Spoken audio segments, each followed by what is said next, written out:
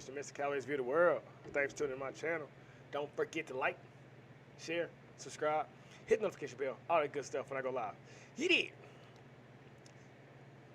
Really good article today from redstate.com. Shout out my homies at redstate.com. You won't believe how much money Black Lives Matter received last year. You won't believe. Now, first off, let me say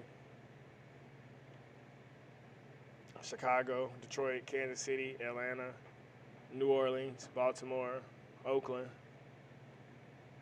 Homicides were all up in 2020. There were 178 homicides here in Kansas City.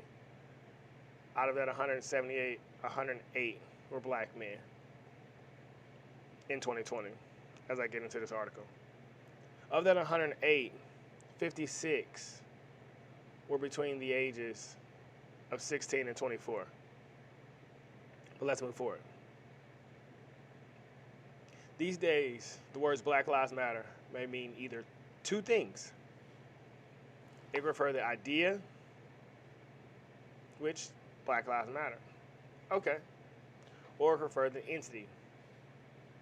It could reference the fact that Black Lives Matters are valuable, or it could reference an organization that is taking in $90 million.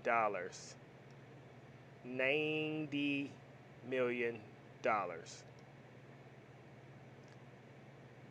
And that's only in 2020. Once again, every inner city, Kansas City, St. Louis, Chicago, New Orleans, Memphis, Minnesota, Baltimore, New York, Jacksonville, you name it.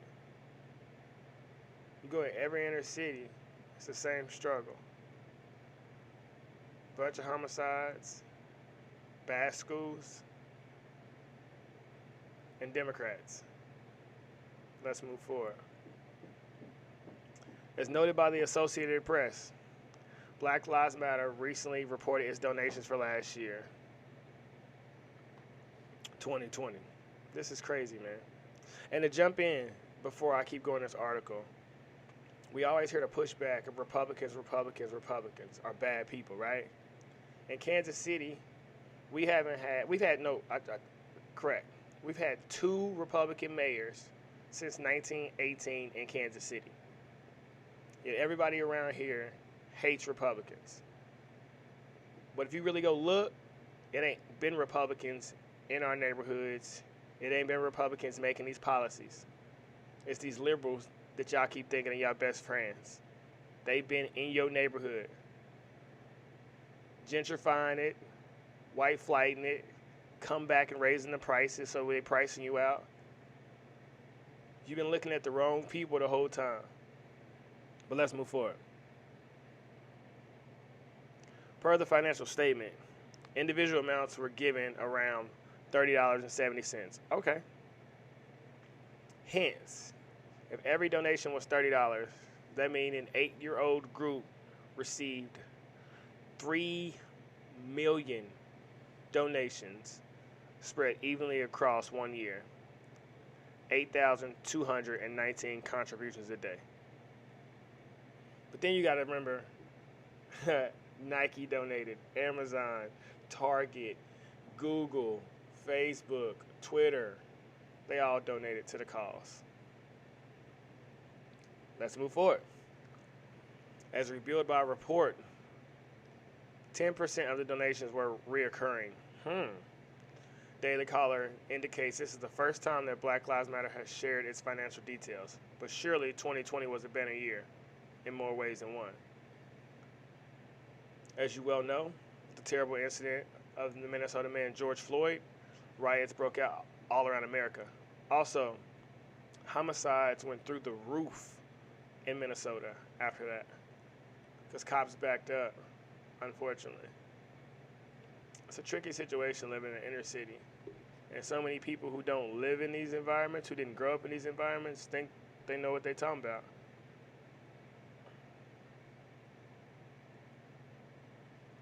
There were signs, shirts, chants painted in the streets, graffiti statues, hashtag, and NBA courts, all pointing one thing, one phrase, and one organization. So George Floyd got murdered, and this organization got money. And I seen that I think Kyrie Irving bought George Floyd family a house. But what did that change about Minnesota? Because homicides are still crazy. I just seen that they actually are donating money to hire more cops in Minnesota right now. So it looks like this organization is getting the money, but the regular everyday people are still struggling. You know, that's what was dope about Martin Luther King. He really wanted to help. But a lot of these people are just around to enrich themselves. And that's lame. They're using the black pain and what we went through in slavery to enrich themselves. Also, while not telling you how you can overcome and excluding all of the positive things that black people have done. You know what I mean? Whether it was slaves that became millionaires or slaves that became congressmen, the amount of land that we owned back in the 1800s, how fast we closed our wealth gap from 1940s to 1960s, that our marriage rates was high, we were prospering. And then we got led, you know, black people weren't allowed to attend the Democratic National Convention before 1924. And then black people start voting Democrat in the 1930s, and it has been that way since then. That whole idea about the party switch in the 60s didn't happen. If it did, then you would have to explain why 60% of black people started voting Democrat in the 30s, and that number only kept rising and rising and rising. That's why I say we must know our own history.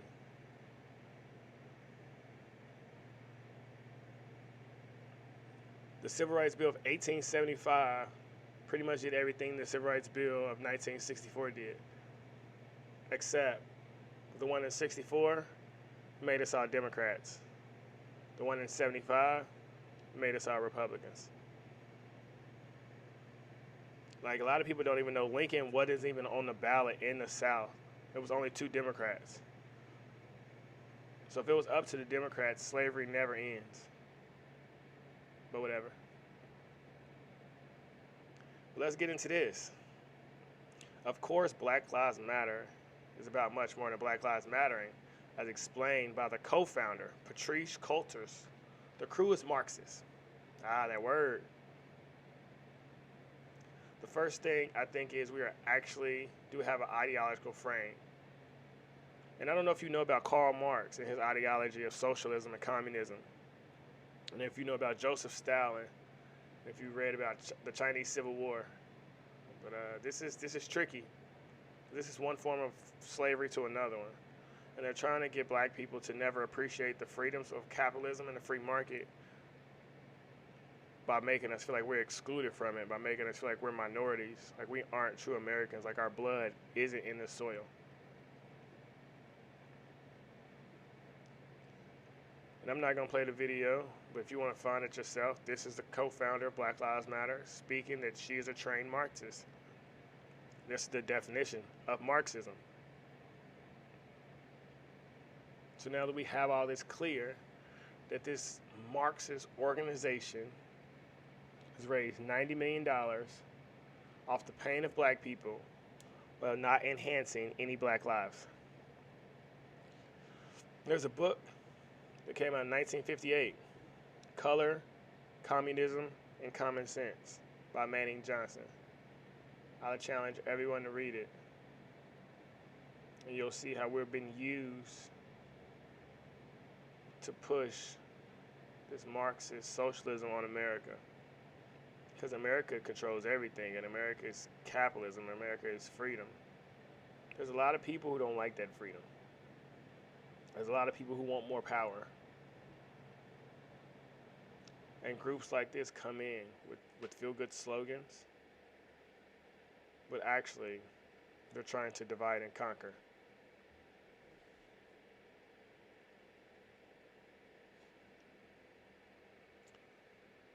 Additionally, from the now deleted What We Believe section from their website, we disrupt the Western prescribed nuclear family structural requirement by supporting each other as extended families and villages that collectively care for one another, especially our children, to the degree that mothers, parents, and children are comfortable.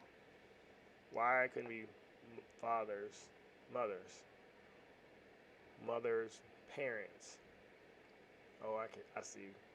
We ain't gonna speak on it, but we know what you're doing, and we ain't playing those games. So, this organization is having this little fun of riding a wave of black people, but everything comes full circle. You know? So, not everybody is a support. And this is wild because you won't find many people speaking out against the movement. You got the Candace Owens, the Brandon Tatums, the ABLs, the Hodge twins. Shout out to the squad. Yeah. But for the most part, a lot of people ain't really woke up to what's going on. But it's coming on a slow grind, you know. $90 million. Imagine what that could do to the inner cities. LA, Atlanta, Chirac. They call it Killer City here. East St. Louis. Just thinking, you know? Like, what if we really built community centers? Have flag football leagues. Sit down and taught kids how to invest in the stock market. A lot of things could be done to really fix where we come from. And I understand that because I know the life I used to live. I still got my mama's EBT card in my pocket. I'm humble. God rest her soul. So I'm really a food stamp baby. Before they had the EBT cards, when food stamps was $1 bills, I remember those. So my mom used to have me get on my bike and ride around, look for the mailman. Like really grew up. You know, just listening to Master P in the car. But you understand, man, there's another way to live. There's a more economic way to get out of our situation that we're born into. And we have to push that instead of just telling us that white people owe us something. It's time that we start teaching our community and our brothers and sisters how to get out of the situation they're in. I don't care how you got in it, how you get out of it. You out of it, help me get out. If you can get 90 million, bro, show me how to get 90 million. I don't give a damn what they did. Look out for me. But I'll leave it there. So let me know in the comments below how you feel. Drop it though. Join in on the conversation. Do you think Black Lives Matter deserve $90 million? Do you think Black Lives Matter is actually making a difference in the black community? If you do, can you give me some examples of what's getting better? What do you think of homicides around all inner cities at all-time high? Just let me know. Like I said, man, I ain't here to judge nobody, but I understand I was born Democrat just like everybody else. But if you're ever on the side of the masses, it's time to step back and reevaluate. One of my favorite quotes is from Frederick Douglass. It's knowledge makes a man unfit to be a slave. So read some books. Be surprised what you find out about yourself and about your black history. You did. Until next time, YouTube, spread love, spread positive vibes, and do not forget to like, share, subscribe. You did. I'm out. Peace.